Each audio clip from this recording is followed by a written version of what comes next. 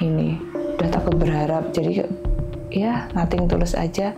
Untuk yang ketiga, yang IVF yang ketiga ini aja, suami saya sempat berpikir jangan-jangan ada sesuatu lagi yang akan terjadi kalau kita IVF.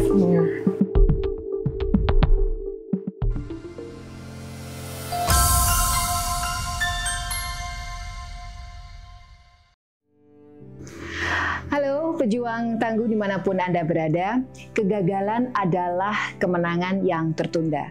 Jadi jangan menyerah, karena dengan menyerah justru kita tidak akan mendapatkan kemenangan yang kita idam-idamkan.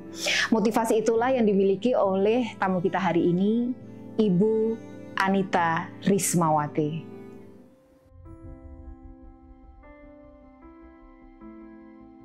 Siapa sangka jika Anita Rismawati akhirnya bisa divonis hamil.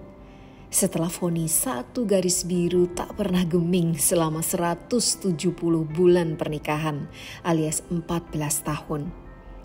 Inilah sebuah kesyukuran luar biasa Anita kepada Tuhan yang maha mendengarkan tiap tangisan hambanya. Dalam periode itu tak kurang-kurang bagi Anita dan suami untuk berikhtiar bahkan sampai ke luar negeri. Namun tak kunjung dikaruniai. Bahkan support sistemnya, ibunda dan ayahandanya hingga adiknya telah mendahulunya dipanggil Tuhan. Tak berhenti di sana, penyakit autoimun pun semakin mengandaskan cita-cita Anita. Namun, ia tidak begitu saja menyerah. Dia tahu, dia akan menang.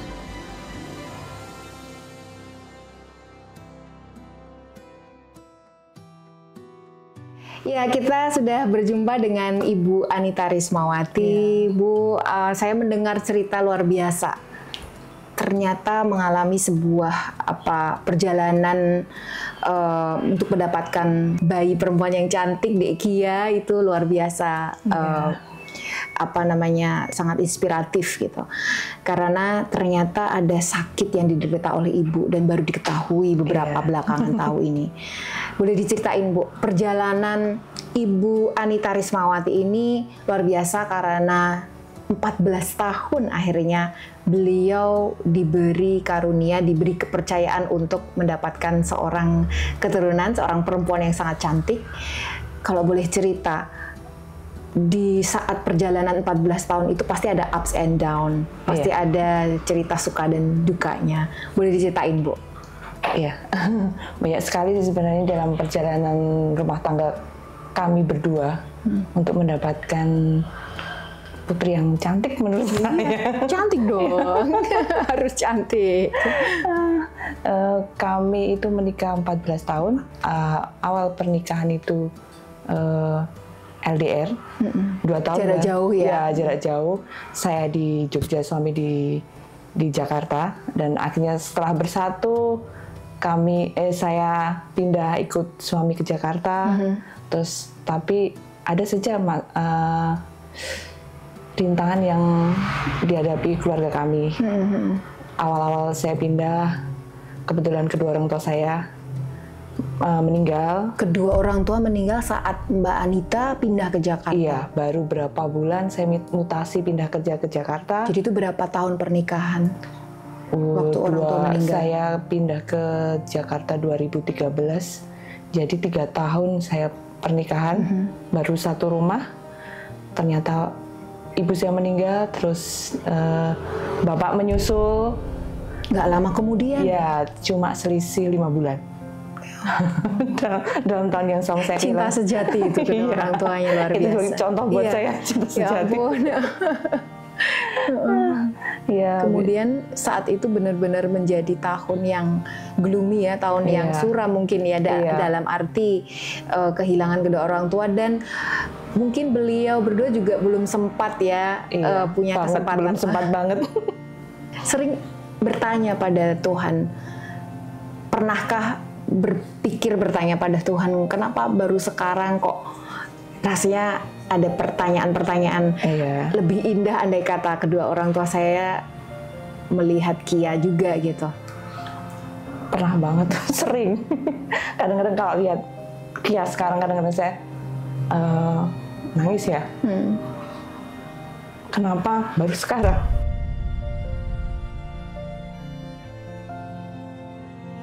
Sedih banget sih Mbak. Saya sebenarnya kedua orang tua saya juga sangat sayang sama anak-anak gitu. Terus apalagi saya anak yang pertama. Oh ya. Mungkin mereka juga sangat menantikan ya. Dan mendoakan pasti. Iya. Dan saya yakin mereka juga karena Tuhan udah menentukan mereka diambil, dan saya yakin mereka juga mendoakan kami semua yang di sini untuk terus berjuang. Apalagi untuk putri kami ini. Dari situ terus saya kan anak pertama.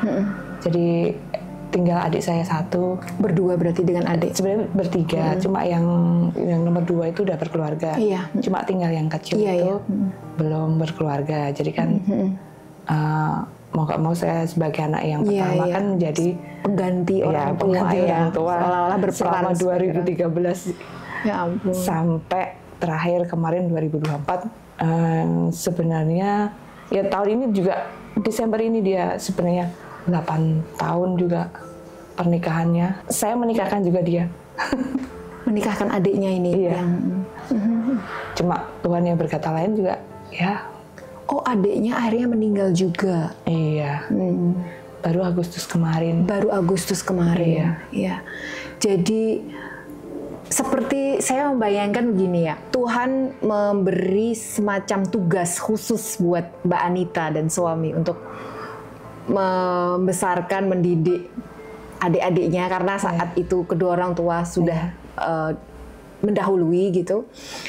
Dan setelah tuntas semuanya, bahkan menikahkan mereka, itu Tuhan sepertinya memberi kado yang paling indah, yakni kehadiran dia gitu ya.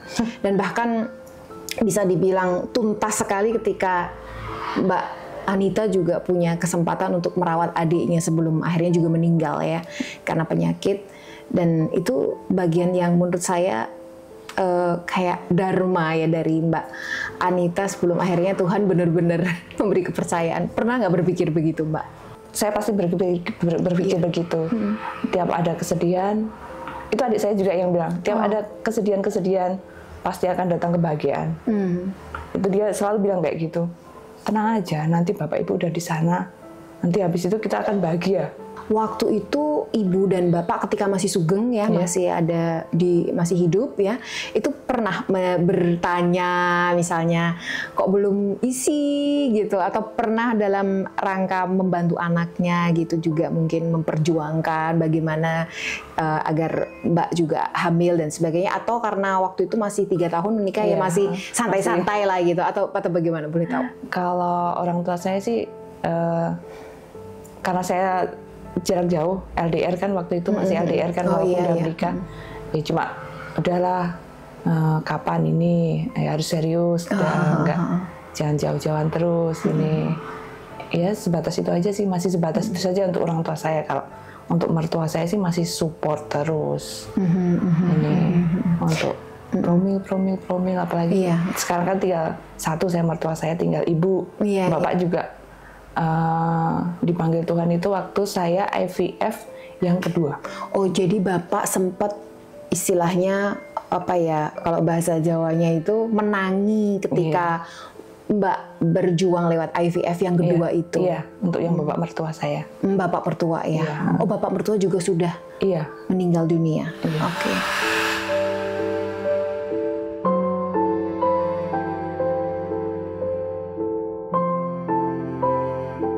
Jadi banyak kesedihan di dalam perjalanan 14 tahun itu untuk Tuhan akhirnya memberikan kado paling indah itu tadi ya. Artinya itu semacam kayak apa ya, ujian ya.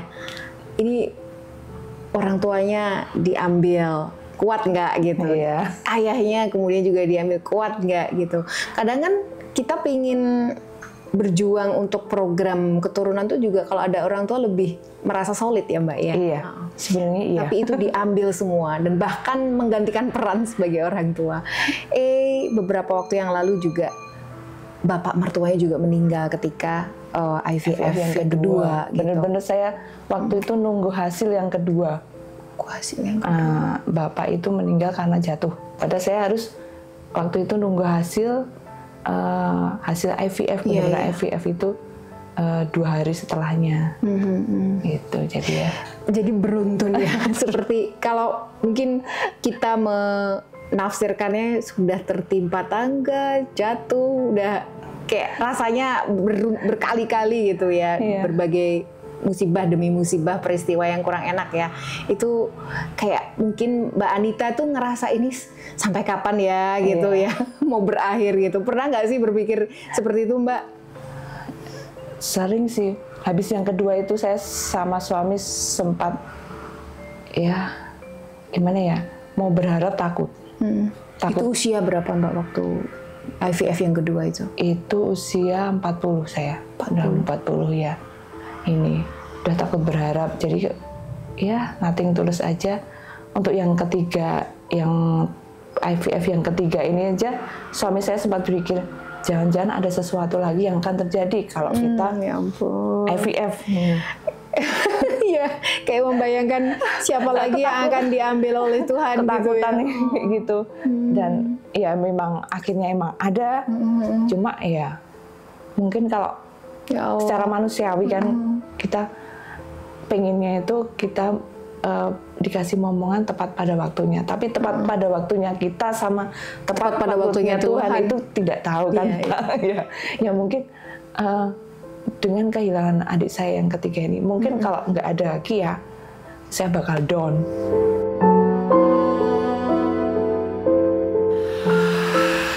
Udah nggak tahu lagi lah Tuhan maunya apa gitu ya. Iya.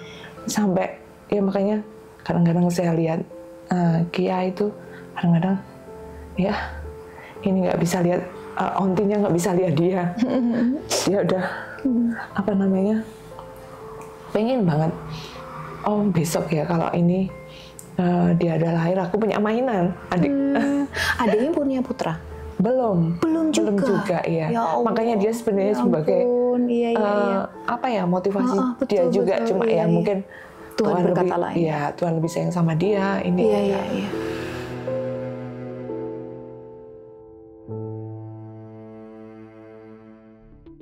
Kalau keinget dia bersedih banget, cuma karena ada Kia, jadi agak berkurang, jadi karena ada rutinitas yang sekarang rutinitas baru menyusui dan macam-macam, jadi agak berkurang melonya.